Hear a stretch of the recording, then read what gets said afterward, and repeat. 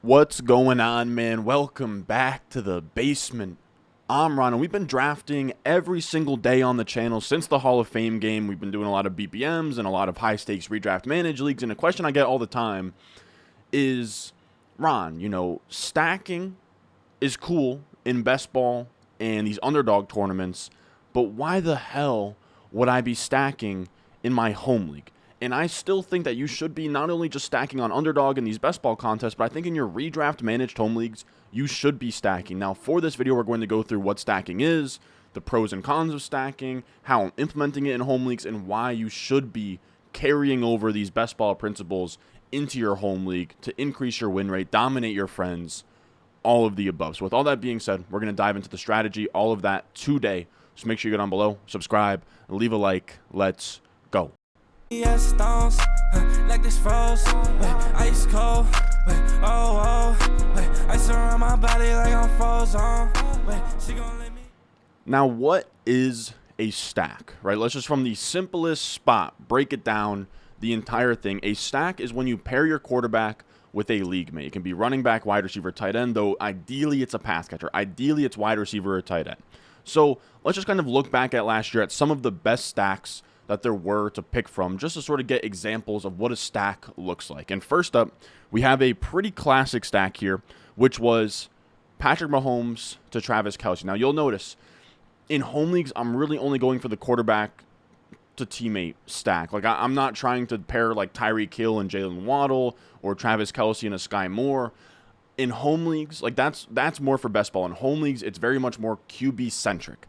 Now, when we sort of measure the impact of what Mahomes had when paired with Travis Kelce, is playoff rate on best ball or on underdog that we're seeing through best ball win rates. Now, again, this is best ball. We're going to dive into more home league centric stuff in a bit, but this is just using playoff advance rate. Playoff advance rate in underdog is the top 2 out of 12 teams over weeks 1 through 14. So the top 2 teams from a league of 12, weeks 1 through 14 in scoring. So do you finish in the top 2 in your 12-person league just in points for? That's not some like crazy upside tournament scenario. That's just within your little league of 12, weeks 1 through 14. And you have a chance, right? Top 2 out of 12, so 2 divided by 12 is 16.7%. And last year, teams with Patrick Mahomes advanced 30% of the time. That's about double your expected advance rate.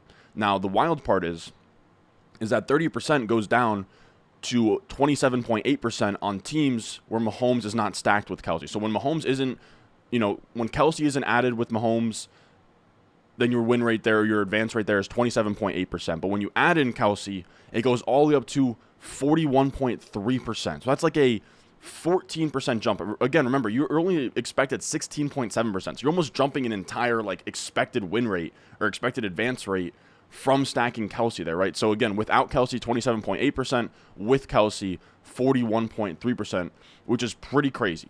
And essentially what stacking is doing is when you get one player who's really good and is like a league winner, and you stack him to a teammate, the benefit from that league winner or that league winning season and that breakout gets compounded. Now, another one we'll look at, again, you can pair wide receiver, tight end to your quarterback. You can do running back, but wide receiver and tight end, definitely more ideal. Here we have 2 wide receiver pass catchers with Jalen Hurts. You can stack 2 pass catchers with your quarterback, but that's about where I would max it out. But last year we can see this stack of the Eagles passing game went absolutely insane. Now, Jalen Hurts had a advance rate of about 33.8%. Without Devonta Smith or A.J. Brown, that goes down about 4% to 29.9%. But the crazy part is that with Devonta Smith, it goes up to 36.2%. With A.J. Brown, it goes up to 43.2%. So that's a 10% increase on just Jalen Hurts' base playoff rate. And then with all 3 of them, again, your implied advance rate is 16.7%. If you had Jalen Hurts, Devonta Smith, and A.J. Brown, that went up to 51.2%. So again, this is all just within your singular 12-person league, not some like crazy outlandish outcome. And on top of that, if you're not really big on these like playoff advance rates, even just the average points, like Jalen Hurts without his pass catchers, 1,599 on average, the points, without either 1,585. So that's like 15 points less. And when you have both of them, you go from 1,599 points to stacking both of them to 1,655. So that's like a 56-point increase by stacking those teammates. Now, the idea, right, and the theory behind stacking in best ball, or stacking in your home league, stacking in general, really, and why it juices these advance rates is twofold. One being weekly ceiling, and another being season-long correlation. Now, when we break down weekly ceiling, we want that compounding impact of your quarterback, right? So if Jalen Hurts in a given game in your lineup throws a touchdown, A.J. Brown also scores a touchdown. So that's just one singular touchdown counting twice. Whereas if you had Jalen Hurts and say you had somebody else in that range instead of Devonta Smith and you had a Deontay Johnson, right? Those are two different game environments, different game outcomes, and they're not correlated together. But when you get them in sync, you can have, again, less touchdowns in a game spread out across your players and count just as much as they would in any other scenario. So you can kind of double up there, where an Eagles touchdown is now worth twice as much for you, which is huge. Now, this is actually a cool little table that Hayden Winks put together. He did a cool article on kind of spike weeks matching up with QBs, and he found the highest point games from last year among the Bills. And we can see here, I put in different colors, kind of the different stacks with Josh Allen, but in week 2, Stephon Diggs went off, so did Josh Allen, right? Stephon Diggs, 38.8 half PPR points, Josh Allen, 29.7. You go down 1 to Gabe Davis in week 5. Gabe Davis had 30, Josh Allen had 36.2. If you go to week 15, Josh Allen had 35.9 points, Dawson Knox had 18.8. You can go to week 1, Josh Allen had 33 points, Stephon Diggs had 22.2. So you can just see across the board, when Josh Allen has these monstrous spike weeks, he's bringing somebody else with him. And if you can have that guy on your team, then a big Josh Allen game becomes a big Josh Allen to pass catcher game. And those touchdowns that Josh Allen is throwing are now counting double for your team. And it really puts you over the top. Now, here's the thing that a lot of people are going to say, but Ron, what happens when the Bills suck or they play the Patriots in the winter and it's like a 12-9 game and they suck and I lose? I don't want this boom-bust team. I want consistency. And here's really the thing about consistency in fantasy football. The entire thing is overrated. Consistency in fantasy football, overrated. One, it's not consistent year to year. We had 2 years ago, Tyler Lockett was the biggest boom-bust player of all time. Last year, Tyler Lockett was super consistent. Year to year, that's not sticky on a player basis, but then also within your team. And Adam Harstad, he's a really good writer for Football Guys. He's sort of brought up this idea before, and it's really interesting. Fantasy football matchups, head-to-head, are not really close games. Like, you just remember the games where you lose by like 0.4 on a Monday night, and it carries that extra heartbreak. And I promise, I've felt that heartbreak many times over where it sucks. And it's like, man, if I just didn't have a bust from this first-round pick or a bust from these two players, I would have won that game. I want to have that high floor so I'm not in this spot anymore. And it's just not how fantasy football works. I actually went to my home league, and I looked through my 2022 matchups last year. 84, right? So 12 teams, 6 matchups a week, weeks 1 through 14, 84. And I looked at every single matchup from weeks 1 through 14, 12 teams. And my home league is as follows. It's on ESPN. It's half PPR, 1 quarterback, 2 running backs, 2 wide receiver, a tight end, 2 flex, kicker, and defense, which I think is pretty standard across the board. Like, I think that's what you guys are probably using. Like, that's a pretty popular setup for a home league. And over this sample of 84 matchups, the average margin of victory was 27.4 half PPR points. Of those 84 matchups, only 5 were decided by 5 or fewer points, and only 15 were decided by 10 or fewer points.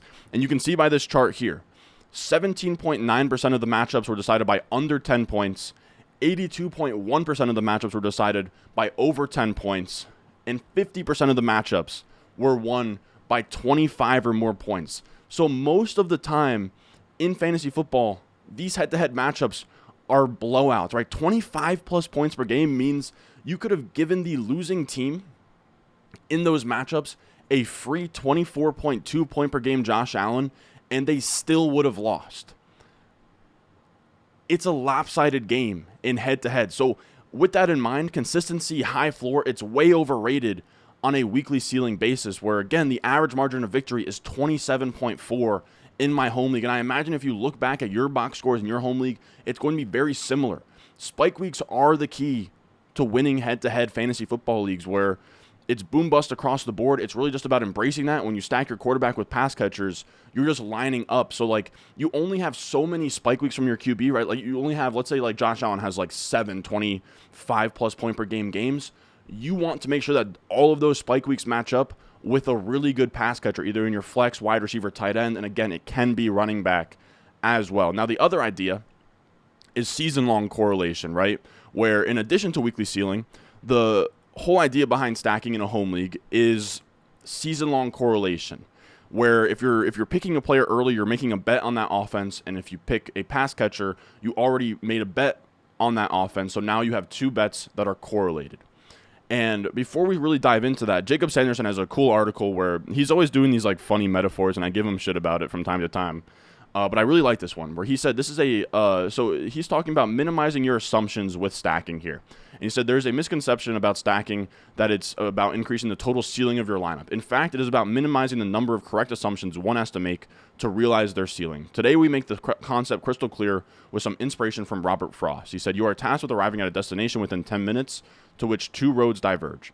Road A is marked by 4 sets of lights, each of which has a 50% chance of turning green and red upon your arrival. The light will remain the color it turns for 2 minutes. The distance between each light requires 2 minutes of travel time.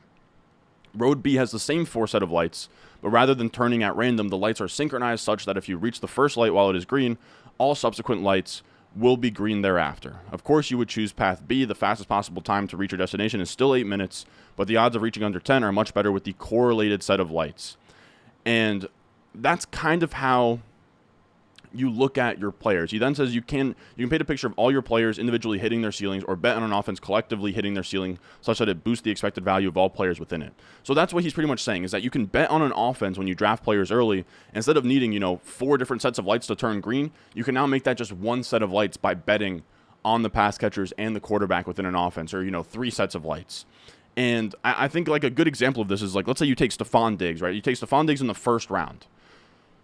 You are betting on the Bills passing game to be good. Stephon Diggs and Josh Allen have correlated outcomes in a given season. If Josh Allen gets hurt or he has a down year, Stephon Diggs likely does not pay off as a first-round pick. So as soon as you press the button and you make Stephon Diggs your first-round pick, you are betting on the Bills passing game, and you might as well take Josh Allen. Now, I'm not saying you should reach on Josh Allen and you must draft Josh Allen every time that you take a Stephon Diggs, but if you come around in the 3rd round and Josh Allen is there, or if you're debating between Josh Allen and Jalen Hurts, absolutely, in a home league, you should be giving the tiebreaker to the stack and taking Josh Allen.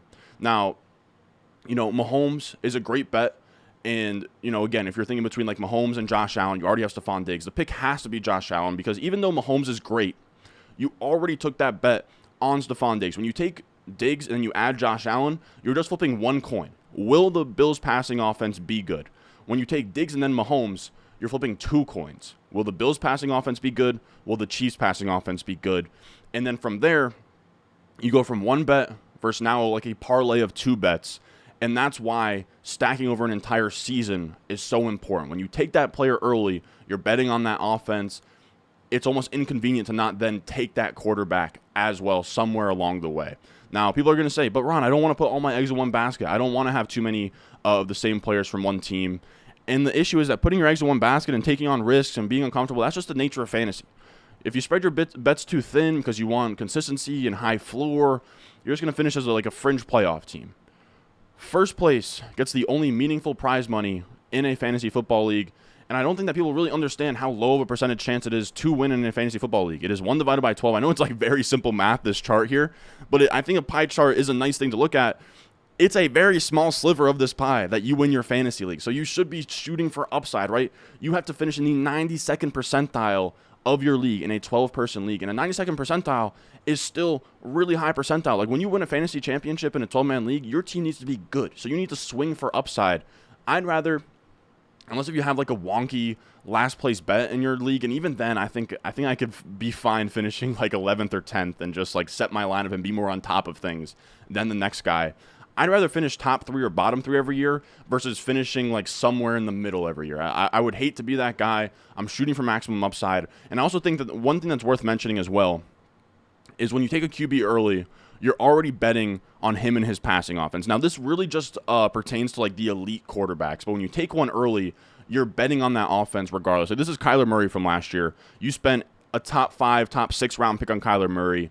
And if he busts, your team's already going to be in rough shape, right? Kyler Murray had a 12.9% advance rate, which is, again, 16.7% is the base rate, so about 4% under. And if you stack DeAndre Hopkins, it actually boosted your advance rate. And DeAndre Hopkins wasn't even that good last year. And if you didn't have DeAndre Hopkins, your advance rate was just 12.6%. So it's like it wasn't much worse than just having Kyler Murray. Like, it was worse than stacking with the pass catcher. So even in the event where it's like Kyler Murray, so pretty much what I'm saying is that when you draft Kyler Murray and he sucks, I know some people are like, okay, well, what if Kyler Murray is not good? I don't want to have to take his pass catcher, and then the pass catcher sucks as well. Well, here's the issue. If Kyler Murray sucks, it's going to sink your team either way, and most of the time you're not going to draft your, like, league-winning wide receiver there. Again, the playoff percentage with Kyler Murray and then without DeAndre Hopkins is actually less than if you stacked him with DeAndre Hopkins. And again, that stack wasn't even really that good, but at least they were sort of syncing up on a weekly basis, Hopkins and Kyler Murray. So pretty much what I'm trying to say is, like, hedging your bets in a way doesn't really help you a ton if you invested early draft capital in a quarterback and he busts. Now, let's talk about applying this to 2023 and using it in your home leagues. Now, these are my stacking guidelines. I think if you're new to stacking or if you want to try it out in your league, maybe take a screenshot of this. But stacking definition, again, pairing your quarterback with a wide receiver, tight end, or running back, preferably wide receiver or tight end. Do not exceed more than 2 teammates stacked to your quarterback. So quarterback and 2 wide receivers, quarterback, tight end, wide receiver. That's about the max I'll go. 2 players plus your QB. Do not reach to complete a stack. There's no reason to take a player and then, like, reach on a, like, that's not, it's really just meant to be a tiebreaker within tiers. Ideally, also, your quarterback is stacked to 1 to 2 teammates in a managed league. Like, just in a vacuum, if I have a managed league, I would like my quarterback to be stacked to somebody, but it's not an absolute must. It's just like I would like that to be the case. And then the earlier I take a QB, the more likely I'm willing to make a stack to that quarterback. Because, again, if you draft Josh Allen in the first 3 rounds, you're betting big on that passing offense. So at that point, you might as well make other bets on that passing offense later in the draft as well. Now, I wanted to show 2 examples before I get out of here from high-stakes redraft managed leagues I've already done. And I think that they just kind of show, like, how I go about stacking. Like, in this one, it's a 6-point passing TD league. And what is this? 1, 2, 3, 4. The 5th round, I take Justin Herbert. And then I don't do anything too crazy. I just take Quentin Johnson in the 8th round later on to stack to him, right? Like, I didn't force it. I didn't reach anywhere. But it's just like, okay, it's in the 8th round. I have my choice between, like, Quentin Johnson, Rashad Bateman, some other players. I might as well just take Quentin Johnson because 3 rounds earlier, I already made a bet on that Chargers offense. And kind of the same thing here. But this time I take the wide receiver first. I go Mike Williams, or no, not Mike Williams. I go Calvin Ridley in the 4th round, and then I come around in the 6th round, and I see Trevor Lawrence there, and I say, you know what? I'll take a onesie and Trevor Lawrence and complete that stack. So it's not like reaching. It's not doing anything too crazy. It's just when the opportunity presents itself, it's something you should do because, again, it helps you out weekly ceiling-wise, and we learned that in fantasy football, head-to-head leagues, matchups are usually blowouts. And then we also just want to correlate our season-long bets to get the least amount of things correct for our fantasy team to do well. So I hope that all of you guys got something from that. It's just almost a PSA I wanted to put out there because I get that question all the time where it's like, Ron, stacking is good for best ball and everything, but I think you're a little bit wild for saying you should do it in home leagues. I 100% think you should do it in home leagues, and I will say as well, if you have a home league coming up, we do have a fresh top 200 rankings cheat sheet available on Patreon, patreon.com/Ron Stewart. I have like a checkoff list. I have my ideal rounds to draft each player. It's the sheet I'm bringing into every single draft with me this summer. On top of that, you get my weekly waiver wire article where I tell you who to pick up off waivers and how much fab to spend on players. You get my weekly ranking, so who to start sit, and then a exclusive start sit stream every Sunday. You get access to subscriber leagues. You get rest of season rankings.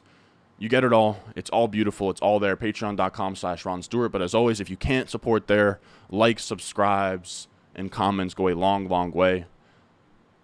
I'm going to hit the end record button and then hop right on stream. Again, I'm streaming every single day until kickoff. So make sure you check those out as well. I should be better about scheduling them, but I'm going to be streaming literally every single day. So with all that being said, I will see you guys in the next one.